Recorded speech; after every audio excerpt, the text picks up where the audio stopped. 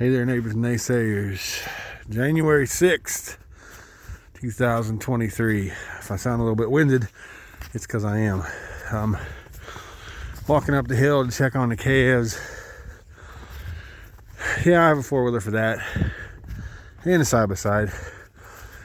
But in the wintertime, exercise comes hard, so it's good to just get out and walk around a little bit sometimes. Especially in the state that I'm at now, I prefer to just walk every once in a while. So we got a half an inch of partly cloudy today, and now as you can see, it's foggy and raining. So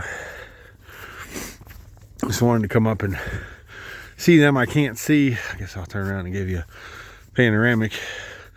My barns are down in there somewhere in the fog, but I couldn't see the calves, and of course I can't remember what day it was I moved them. I think it was Tuesday, and they normally get 5 days.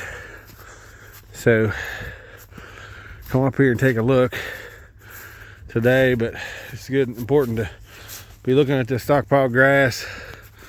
Plenty of it still here. Just amazed as we go through this what's left behind. I mean, I realize it's second crop hay. Yeah, that's good enough to last till tomorrow. At least that ring is.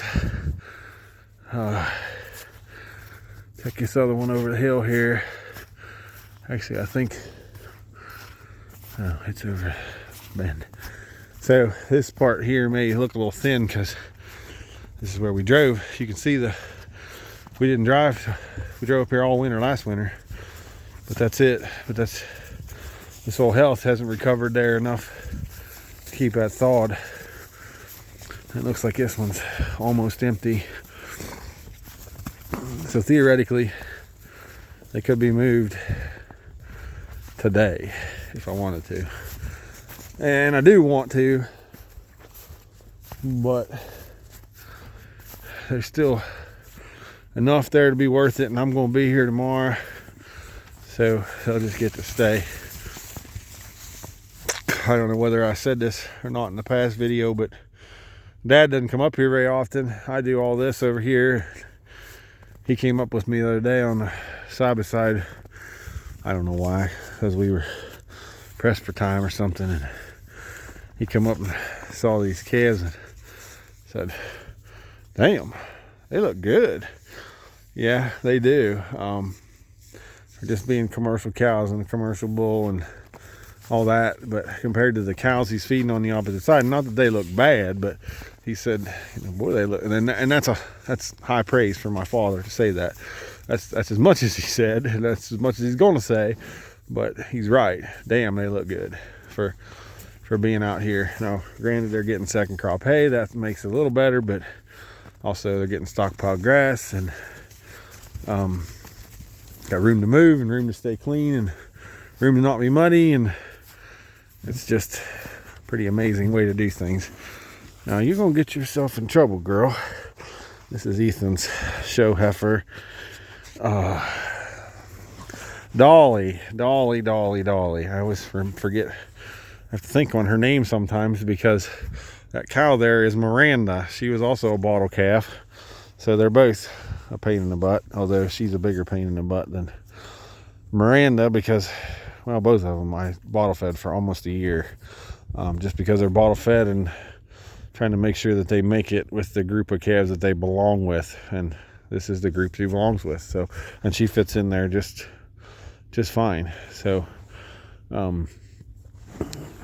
yeah, anyway, nice foggy day today, but worth the walk up here just to see how things go and actually get a video in the sort of daylight hours.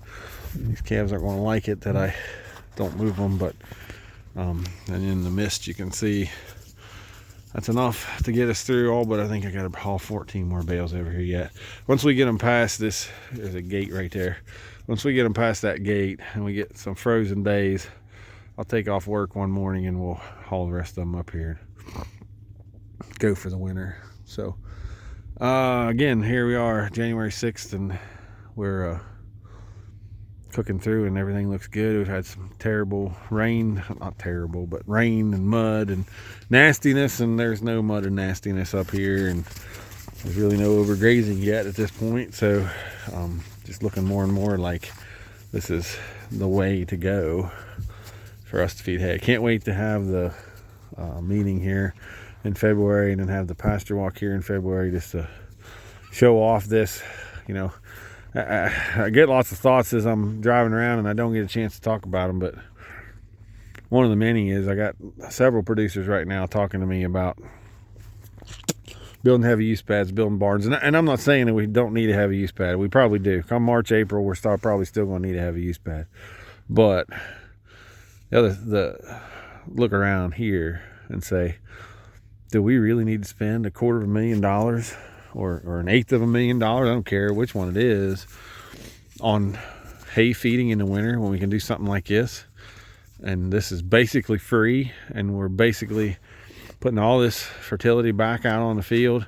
A little idea that's been kicked around here lately too, I saw in the regenerative group, a guy commented and made this comment, and I guess I forget about it, is, you know, we could put these calves on a heavy use pad or in a building and feed them, but we'll never recover 100% of the nutrients in the manure. We'll never do it. It'll never happen, because the nitrogen is going to volatilize and leave. Here we are collecting every bit of the nitrogen, or at least more than what we would in the building. Let's put it that way. I don't know that we're getting all of it, but we're getting a bunch of it. And we got a soil sponge here holding on to everything. So over a lifetime in manure savings alone, I'm probably paying for this. The next thing is, another producer called me, and he's building a manure storage right now, and he's in the middle of building it, and he's saying, well, what am I going to do with all this manure? Well, you're going to spread it, of course. And he said, but I don't have time to do what I do now. I don't collect manure now. What am I going to do with it? I don't have time to spread manure. Well, that was something we should have thought about a long time ago, long before we started building the manure storage. But in this way, there ain't no spread manure for me. It's already spread. So with that, I'll say we'll see you next time.